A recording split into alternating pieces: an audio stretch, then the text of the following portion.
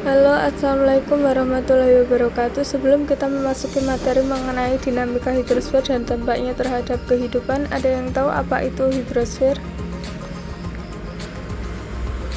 Ya, benar sekali. Hidrosfer adalah lapisan air yang berada di kerak bumi. Dinamika hidrosfer dan dampaknya terhadap kehidupan. Yang pertama ada siklus hidrologis. Siklus pendek berasal dari penguapan air laut, konveksi, kondensasi sehingga terbentuknya awan di atas lautan, kemudian hujan di atas lautan. Yang kedua ada siklus sedang, terjadi dari penguapan air laut, konveksi, kondensasi sehingga terbawa angin, lalu terjadi hujan di daratan, kemudian mengalir kembali ke laut. Yang ketiga ada siklus panjang. Siklus panjang terdiri dari penguapan air laut, konveksi, turun hujan, terjadi aliran permukaan bawah tanah, kemudian aliran tersebut mengalir kembali ke laut seperti gambar di atas. B. Jenis dan persebaran perairan darat di Indonesia serta dampaknya terhadap kehidupan.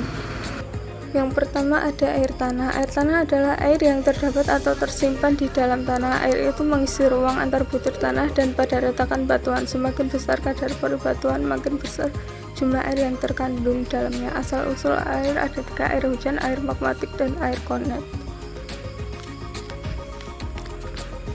Berikut merupakan penjelasan dari ketiga asal-usul air tersebut.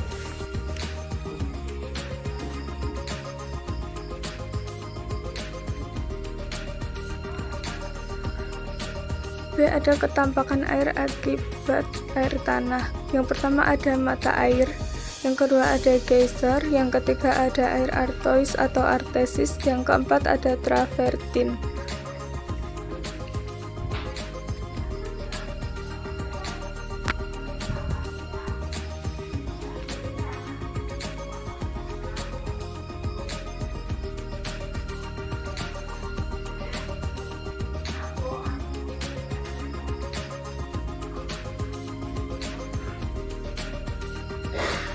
Manfaat air tanah ada 3. Yang pertama irigasi, bidang peternakan, dan pemenuhan kebersihan. 2. Ada rawa. Rawa adalah tanah basah yang digenangi air karena kekurangan drainase.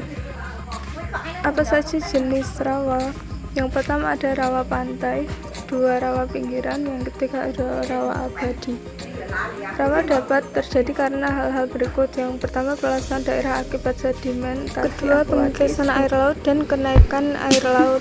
Danau adalah cekungan di daratan yang terisi air. Air danau berasal dari sungai, hujan, gletser, dan mata air.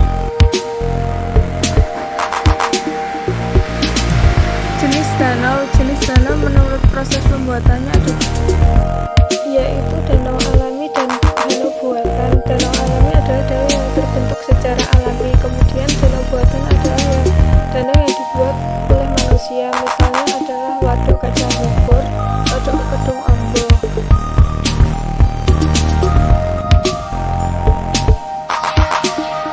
Kemudian jenis danau menurut proses terjadinya. Yang pertama ada danau tektonik, yang kedua ada danau vulkanik, dan sebagainya. Manfaat danau dan filternya. Manfaatnya untuk irigasi, pembangkit tenaga listrik, suplai air minum, perikanan, pariwisata, penampungan luapan air hujan. Kemudian cara pelestariannya, yang pertama adalah menjaga lingkungan desa dengan baik, tidak menebang hutan, memperhatikan cara bercocok tanam agar tidak menimbulkan erosi, mengupayakan kelestarian lingkungan.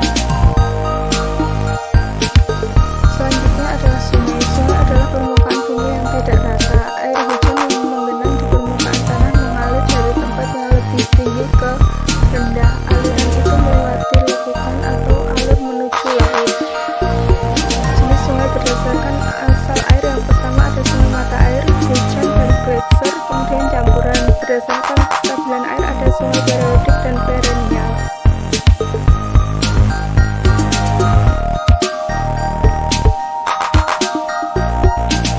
Ada yang tahu apa itu erosi dan sedimentasi sungai?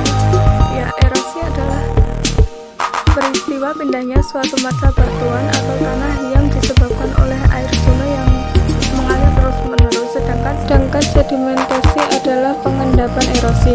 Tipe sungai berdasarkan genesis daerah ada sungai konsekuen, subsekuen, obsekuen, resekuen, dan insekuen. Tipe sungai berdasarkan formasi batuan di bawahnya. Yang pertama ada sungai supersimoset, sungai antecedent, anaklina, reserve, compound, komposit.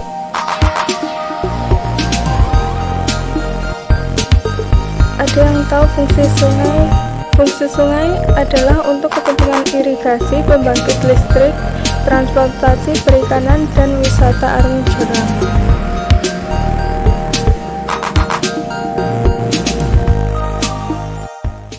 Created using Powtoon.